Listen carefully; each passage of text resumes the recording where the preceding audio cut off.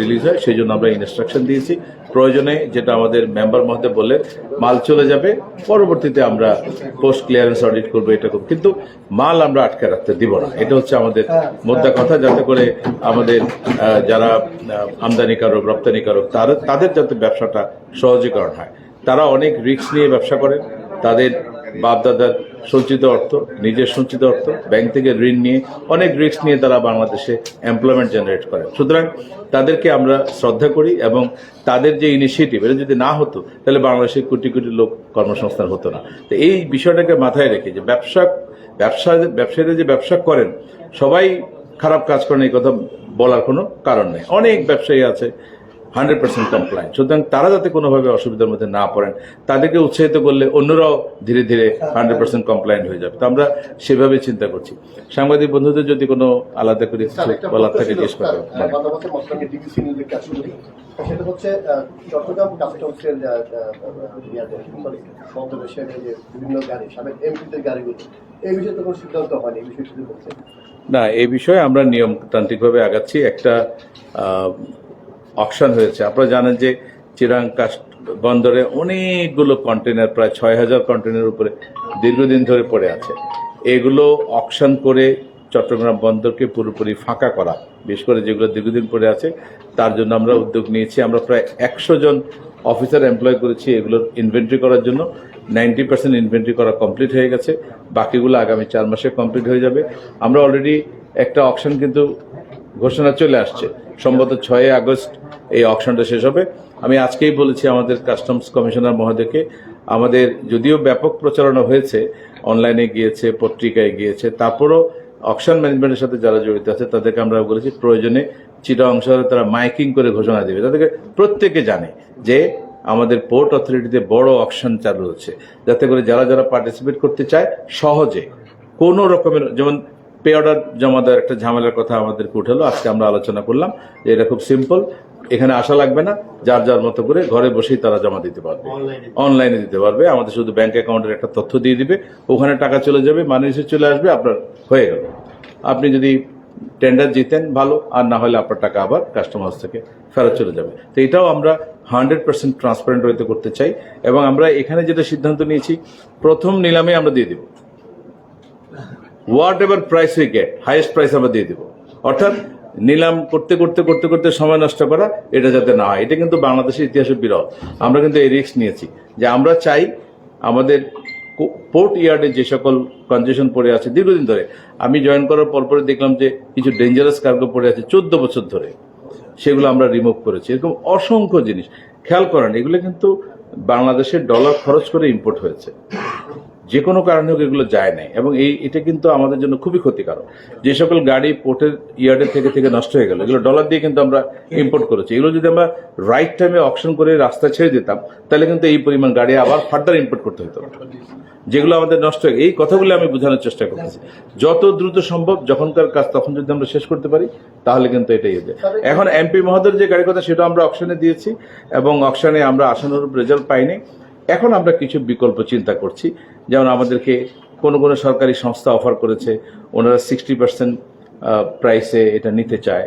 বাংলাদেশ মানে আছে কয়েকটা সংস্থা করেছে, আমাদের ওনাদেরকে দিতে পারি। এর বাইরে আমাদের চিন্তা আছে, আমরা এটা আমাদের নীতি নির্ধারণের মহলে আলোচনা করব। আমরা জলের দরে এগুলো বিক্রি করতে চাই না। এগুলো এক একটা গাড়ি 8-9 কোটি টাকার দামের গাড়ি। সুতরাং যদি আমরা উপযুক্ত দাম না পাই, তাহলে এর আরো ভালো ব্যবহার কিভাবে করা যায় সেটা আমরা সরকারের ঊর্ধ্বতন মহলের সাথে আলোচনা করে আমরা একটা নীতিগত সিদ্ধান্ত নিয়ে এগুলোকে ব্যবহার করব। ডেফিনেটলি আমরা এগুলোকে রোদে পড়ে আর কি বলে ওই যে বছরের পর বছর ফেলে এক্সকেপ করার পক্ষে না, এগুলোকে ব্যবহার করতে হবে। এটা আমরা করে ফেলবো এবং আমরা অচিরেই এটাকে উপর মহলে একটা নীতিগত সিদ্ধান্ত আমরা নিব। আমাদের মাথায় কিছু ভালো প্ল্যান আছে, কিন্তু আপনারা যখন কাজ হবে তখন দেখতে পাবেন।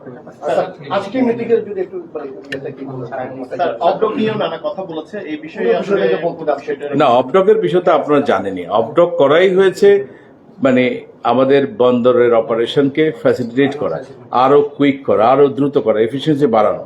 তো আজকে ওনারা যেটা বললেন শুনলাম, আমরা অবডক এবং বিজনেস পিপল সবার সাথে আমরা বলবো চিটাগং পোর্ট অফডক অথরিটি যারা আছেন, প্রাইভেট অফডক অপারেটর, আমাদের সিএনএফ, আমাদের এফবিসিসিআই চেম্বার এবং আমাদের কাস্টম হাউস চিটাগং, আমরা একসাথে বসে এখানে কি কি প্রবলেম আছে এগুলোকে কিভাবে সলভ করা যায়, রিজলভ করা যায়, আমরা সেদিকে চিন্তা করব। আমাদের সবার উদ্দেশ্য এক, যে আমরা ব্যবসায়ীদের ব্যবসায়িক কার্যক্রমকে আরো কুইক, আরো প্রম্পট, আরো ঝামেলা মুক্ত করতে চাই। এটা হচ্ছে আমাদের মূল ইয়ে। আমি বোধহয় আপনাদের উপস্থিতিতে এসএগুডা নিয়ে কথা বলেছি, যে আমরা এসএগুডার একটা বিকল্প আমরা তৈরি করব, হ্যাঁ, নতুন করে তৈরি করব। সেটা তৈরি করার পরে আমরা ধীরে ধীরে এসএগুডা থেকে আরো মডার্ন সিস্টেমের দিকে চলে যাব, যাতে করে আমাদের একেবারে সিমলেস সার্ভিস আমাদের যারা ইউজার তারা যেন পান। সেটা আমরা চেষ্টা করি। এটা নিয়ে আমরা সারাদিন মিডিয়ার খুব সম্মুখীন হই, প্রতিদিন 30-40টা মিডিয়া কাস্টমার যা আছে। স্যারেরা তো অনেক কিছু বলতে চায় না, যে অনেক সময় 24 ঘন্টা ইয়ে থাকে না, সার্ভার থাকে না। তা আমরা আপনার সাথে এটা মনে হয় যখন আমাদের ট্যারিফ চেঞ্জ হয় বাজেটের পরে, তখন যখন আমরা কিছু চেঞ্জ করতে যাই তখন এই প্রবলেমটা দেখা যায়। নর্মালি তখন এই প্রবলেমটা দেখা যায়। এখানে আসলে ইন্টারডিপেন্ডেন্সি অনেকগুলো ইন্টারডিপেন্ডেন্স, যে কোনো এক জায়গায় সমস্যা হলেই প্রবলেমটা হয়ে যায়। এই ইন্টারডিপেন্ডেন্সি কমিয়ে বিএসটিএ কে যে আমাদের সাথে ইনভলভ করে দেওয়া হয়েছে, এখানেও আমরা কিন্তু ওভারলোড করা সাফার হচ্ছে করছি। আননেসেসারি বিএসটিএ এর অনেকগুলো পণ্য এখানে যে রিলেটেড, তা আমাদের তো সার্ভার যে বিএসটিআই, হ্যাঁ, মানে ওই যে টেস্ট করতে হয়, যে টেস্ট করতে হয় আমরা তাদের 15 দিন 16 দিন চলে যায়। এই কারণে তো স্যার পোর্টে অনেক মাল পড়ে থাকে। আজকে আমি বিএসটি এর ভবনে গেলাম, বিএসটি এর ডিজির সাথে কথা বললাম। ওনাদের ল্যাবটা নাকি আগামী 3 মাসের মধ্যে এখানে চালু করবে। এই যে আপনারা দেখছেন জাম্বুরি ফিল্ডের উল্টা দিকে ওদের নিজস্ব ভবন, ওরা এখানে মডার্ন ল্যাব করছে। এবং যদি বিএসটি এর ল্যাবটা এখানে চলে আসে, তাহলে আমার মনে হয় এই সার্ভিসটা আরো কুইক হবে। আরেকটা জিনিস হলো, আমরা কাস্টম হাউসের প্রিমিসেসে ওয়ার্ল্ডের সর্বাধুনিক সুযোগ সুবিধার নিজস্ব ল্যাব তৈরি করছি। এই যে প্রজেক্ট যেটা হবে এখানে, এটা যদি হয়ে যায় তাহলে আমরা অন্য কোথাও যাওয়া লাগবে না। এটাও আপনাদের সহযোগিতা লাগবে। অলরেডি ল্যাবের যে টেকনিশিয়ান, এটা নিয়োগ দেওয়ার জন্য আমি কমিশনারকে বলে দিয়েছি, যে কজন এখন আছে। ইভেন ভবিষ্যতে আমরা আরো পদ বাড়াচ্ছি, যেটা আমাদের এক্সপানশন হয়েছে, বিশেষ করে ল্যাব কেন্দ্রিক, যাতে করে আমাদের অন্য কোথাও পাঠাতে না হয়, বা আমাদের নিজেদের ল্যাবের যে টেস্ট রেজাল্ট তার উপর নির্ভর করে যেন আমরা ডিসিশন দিতে পারি। আমরা স্যার এটা কোঅপারেট করে যাচ্ছি, যেহেতু আমাদের ল্যাব নেই স্যার। আমরা যতদূর পারি স্যার, বিগত আমাদের সার্ভেকেও বুঝেছি স্যার, এমএসডিএ স্যার দিয়ে, কারণ স্যার এখন আমাদেরকে চুয়েট করতে করতে স্যার মালের ক্ষতি হয়, মালটা ছেড়ে দিয়ে। আমি এটা নিয়েও কথা বলেছি, যে আমাদের ল্যাবরেটরি টেস্টের রিপোর্ট, যেহেতু আমরা অনেকগুলোই হয়তো নিরাপদ খাদ্য অধিদপ্তর অথবা এনভায়রনমেন্ট অথবা অ্যাটমিক এনার্জি কমিশন অথবা বাণিজ্য মন্ত্রণালয়, তাদের ইনস্ট্রাকশনের কারণে আমাদের টেস্টগুলো করতে হয়। এর রেজাল্টটা আমরা ওনাদেরকে দিব, ওনাদের সাথে আমরা মিটিং করব এবং ওনাদেরকে জিজ্ঞেস করব যে রেজাল্ট যেহেতু মানে নেগেটিভ হয় না, তাহলে কি আসলে কি সবগুলো করার দরকার আছে কিনা, আপনারা অন্য কোনো পন্থা অবলম্বন করবে কিনা, যাতে করে টেস্ট কমা মানে হলে তাড়াতাড়ি মাল খালাস হয়ে যায়। হ্যাঁ, না, এখন এটা ব্যবসায়ীদেরও দায়িত্ব। আপনারাও রিসার্চ করান যে কি পরিমাণ টেস্ট হয়, এই টেস্টে কতগুলো মানে ক্ষতিকারক মালামাল ধরা পড়ে, যেটা ন্যাশনাল সিকিউরিটির জন্য বা আমাদের স্বাস্থ্যের জন্য ক্ষতিকর, যে কারণে টেস্টে পাঠানো হয়, সেই রেজাল্টটা কতটুকু আসে বের করলে হয়ে যায়। এটাও আমরা কাজ করবো, এটা নিয়ে আমরা ওখানে, আপনারাও কাজ করেন, ওনাদেরকে জানান যে হ্যাঁ, তাহলে ইনশাল্লাহ আমার ধারণা যে এইভাবে যদি আমরা করতে পারি, তাহলে ওখান থেকেও এগুলো একটু স্ট্রিমলাইন হবে। স্যার একটু আপনার গেদারতে বলি, আমরা চট্টগ্রাম বন্দরের মাননীয় চেয়ারম্যান সাহেবের সাথে গত কয়েকদিন আগে খুব আনুষ্ঠানিক বৈঠক করেছি। আমরা আমাদের কাছ থেকে অনেক প্রপোজাল দিয়েছি। স্যার আমাদেরকে বলেছেন যে বিশ্বের অন্যান্য বন্দরের তুলনায় আমরা 15 দিন পিছিয়ে আছি। আমরা যে এজেন্ডাগুলো দিয়েছি, উনি স্যার খুবই এনকারেজ করেছে আমাদের, বলে যে এই স্পেসিফিক এজেন্ডাগুলো নিয়ে আমি কাজ করব। আমরা গত পরশু দিনে দেখা করেছি যে আপনাদের এজেন্ডাগুলো খুবই লুক্রেটিভ, এটা আমি খুব পজিটিভ দেখছি। আপনাদের এজেন্ডাগুলো আমরা বাস্তবায়ন করলে আমরা 7 দিন কমিয়ে আনতে পারবো, যে 15 দিন যে পিছিয়ে আছে তার মধ্যে। এমনিতে আমরা ঢাকায় বসে যে জেনারেল পারসেপশন পাচ্ছি, গত 1 বছরে বন্দরের অপারেশন এবং কাস্টম হাউস চিটাগংয়ের অপারেশনাল এফিসিয়েন্সি কিছুটা হলো বাড়ছে। এটা আপনারা স্বীকার করেন কিনা? স্যার আরেকটা কিছুটা ইজি হয়েছে। স্যার আরেকটা জিনিস বলি, গত ঈদের সময় যে লম্বা বন্ধ ছিল, এর মধ্যে মাননীয় চেয়ারম্যান মহোদয়, পোর্টের কর্তৃপক্ষের, উনি সারা দিন আমাদেরকে সাহায্য করেছে, ডে আর নাইট। কিন্তু স্যার শিপিং লাইনগুলো বন্ধ রেখেছে, ব্যাংক বন্ধ রেখেছে, অন্যান্য লজিস্টিক সাপোর্ট গুলো সব বন্ধ রেখেছে। ব্যাংক তো বন্ধ হওয়ার কথা, ব্যাংক বন্ধ ছিল স্যার। না এটা তো আমাদেরকে বললেই হতো। এটা স্যার আমরা না এটা আপনারা শোনেন, এই ধরনের কেসে আপনারা যেটা করবেন, যেমন ধরেন আমি তো পরবর্তীতে ব্যাংক তো খোলা রাখছি, বিশেষ করে 30শে জুন রাত 8টা পর্যন্ত ব্যাংক খোলা রাখছে। আপনারা শুধু আমাদেরকে জানাবেন যে ঈদের বন্ধের সময় আগে থেকে একটুখানি জানাই রাখবেন। আমাদের ধারণা ব্যাংক খোলা থাকে। যদি আপনাদের মনে হয় যে এই জায়গাগুলোতে লজিস্টিক সাপোর্টের কোনো ঘাটতি হবে, তাহলে আমাদেরকে জানাবেন, আমরা প্রয়োজন আপনাদের পক্ষে। স্যার আরেকটি কথা বলতে চাই আপনাকে, শিপিং অর্গানাইজেশন গুলো তারা কাস্টমসের আন্ডারে এখান থেকে তারা পারমিশন নিয়ে ব্যবসা করছে, কিন্তু স্যার আমরা দায়িত্ব নেওয়ার পর অনেক ব্যবসায়ীদেরকে তারা ফুতুর করছে, 10 লাখ 15 লাখ টাকা শিপিং বিল দেয় না, এরকম তো আমরা স্যার আমাদের কাছ থেকে টিম করেছি, আমি নিজেও এই টিম পরিচালনা করছি। ভিজিলেন্স টিম করে আমরা দেখছি বাস্তবে গিয়ে 10 লাখ টাকা যেখানে চার্জ দেওয়া হয় সেখানে 50,000 টাকা 60,000 বাইরে বেশি হয়, 50,000 টাকার মধ্যে সেটেল করছে। অনেক সময় 30 লাখ টাকা শিপিং বিল দিচ্ছে, বাস্তবে দেখা যাচ্ছে সেখানে 1 লাখ টাকা। ওদের কোনো রেগুলেটর নাই, ওদের কোনো বিলে থাকলো তারা ইচ্ছা মতো বিজনেস করছে, রেগুলেটর হয় নাই স্যার এখনো। তারা ইচ্ছা মতো বিজনেস করছে। না, এখন যারা জেনারেল নিয়ম হলো যারা লাইসেন্সিং অথরিটি তারা কিন্তু ওভারসি করবে। তাদের এক একজন না আমার মনে হয় এখানে একটা কাজ করার সুযোগ আছে, এটা নিয়ে কাজ করতে হবে। জেনারেলি যেটা হয়, যারা লাইসেন্সিং অথরিটি তারা কিন্তু রেগুলেট করবে, এটাই নিয়ম।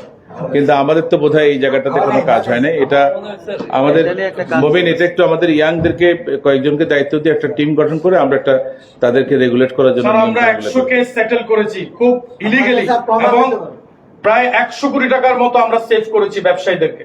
অনেক বিজিএমই, বিকেএমই, বড় বড় ইন্ডাস্ট্রিয়ালিস্ট যারা আছে তারা এসে আমাদেরকে ধরে দেখেন আমাকে 15 লাখ টাকা বিল দিয়েছে, আমরা ভিজিলেন্স টিম পাঠিয়েছি, দেখা যাচ্ছে এখানে 1 লাখ টাকায় সেটেল।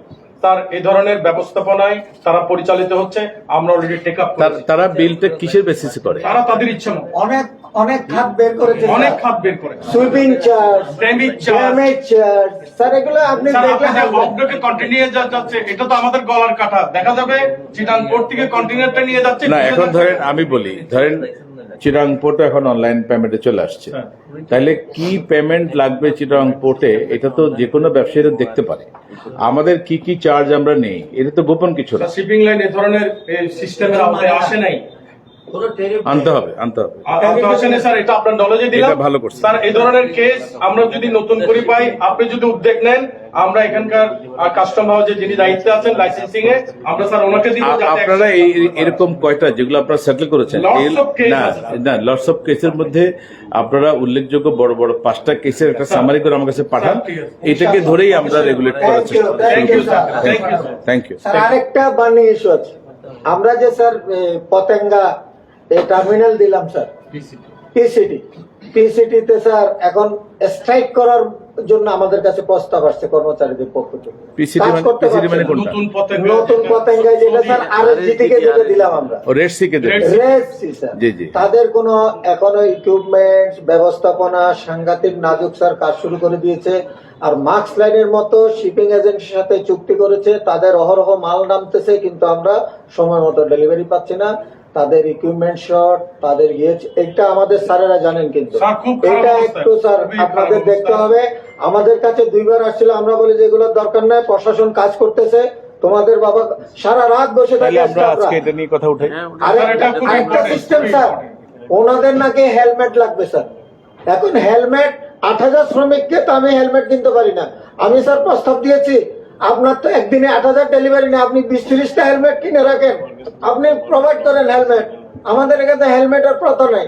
এখন আমার সরকাররা বলে যে আমরা এখানে যাবোই না, কর্মচারীরা স্যার জানেন তো স্যার, ওটা একটা লেভেলে সারা রাত স্যার কাজ করে, বৃষ্টিতে ভিজে কাজ করে।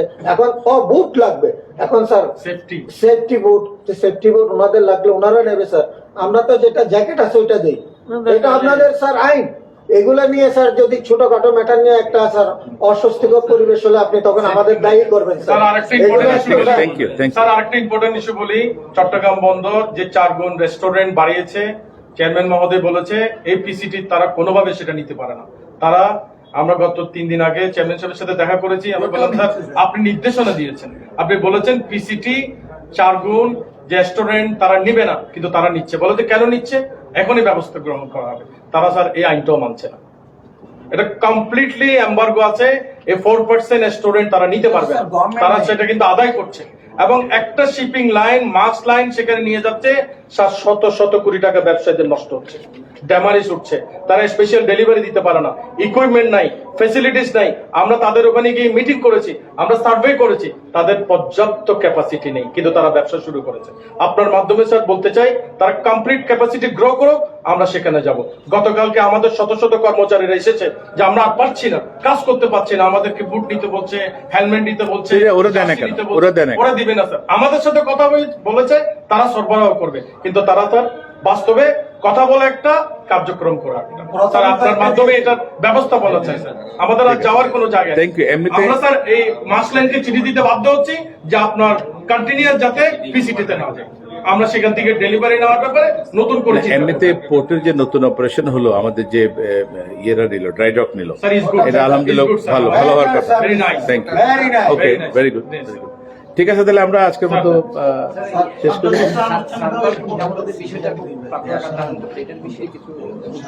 না, এটা আমরা আলোচনা করি, সার্ভার ডাউন না, এটা নিয়ে আমরা কথা বলেছি, আপনারা শুনেন না, আমি দুইবার বলেছি, আমি দুইবার কথা বলেছি এটা নিয়ে। সেটা হলো আমাদের এসএগুডা ওয়ার্ল্ড সিস্টেমে যেটা হয়, বিশ্বের 103টা দেশ ব্যবহার করে, আমরাও করছি অনেকদিন ধরে।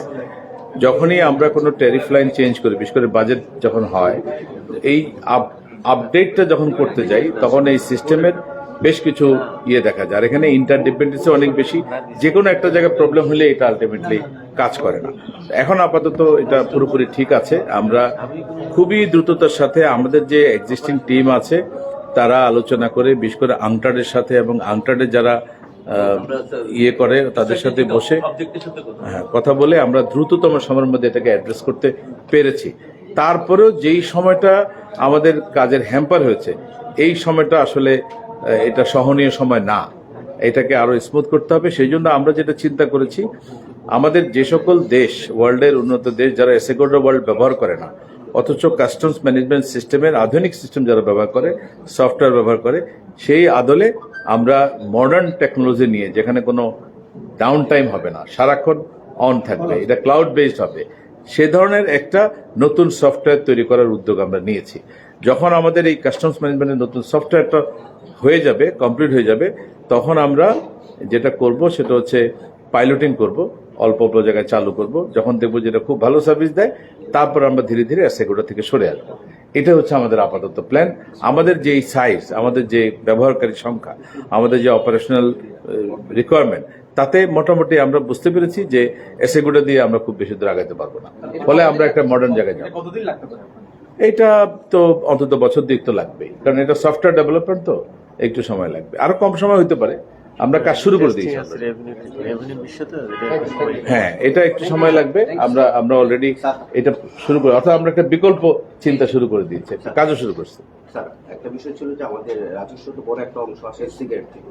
তো 5 আগস্টের আগে দেখা গেছে সরকারি বিভিন্ন মন্ত্রী থেকে শুরু করে অনেকে ইলিগাল সিগারেটের সাথে জড়িত ছিল, এবং দীর্ঘদিন এটা বন্ধ থাকার পর আবারও বেনামে অনেক প্রতিষ্ঠান সিগারেট পেপার ইম্পোর্ট করতেছে, সিগারেট ইম্পোর্ট করতেছে, এবং সেগুলো নাম হচ্ছে পেপারের নাম দিয়ে, পেপারের কোনো নাম দিয়ে, যেগুলো অব্রকে যায়। এই সুযোগটা ওরা কাজে লাগাচ্ছে, এবং এটা এবং আপনাদের অনেক কর্মকর্তারা সেটা জানে যে এগুলো ইম্পোর্ট হচ্ছে, এবং এগুলো নামে বেনামে ইম্পোর্ট হচ্ছে, একদমই হচ্ছে না। এই বিষয়টা নিয়ে না, এটা তো খুবই অ্যালার্মিং। আমি আপনাকে ধন্যবাদ জানাই যে আপনি প্রসঙ্গটা তুলেছেন।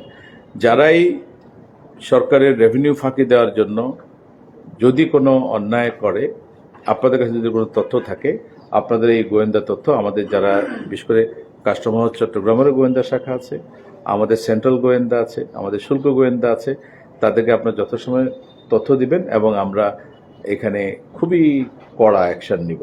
যারা রেভিনিউ ফাঁকি দিবে জেনে শুনে, বিশেষ করে আপনি যেগুলো বললেন সিগারেট পেপারের ক্ষেত্রে, ইলিগাল সিগারেট ম্যানুফ্যাকচারিং ক্ষেত্রে, এইসব জায়গায় আমরা কোনোভাবে ছাড় দিব না, আপনি নিশ্চিত থাকেন। আমরা যারা কমপ্লায়েন্ট ট্যাক্স পেয়ার, তাদের জন্য যতটা সম্ভব আমরা তাদেরকে সহজ করে দিব, কিন্তু যারা নন কমপ্লায়েন্ট ট্যাক্স পেয়ার, যারা দেশের জনগণের সাথে প্রতারণা করবে, দেশের অর্থনৈতিক ক্ষতি করবে, তাদের ব্যাপারে আমরা অত্যন্ত শক্ত অবস্থান নেব, জিরো টলারেন্স থাকবে। Thank you. Thank you very much. G.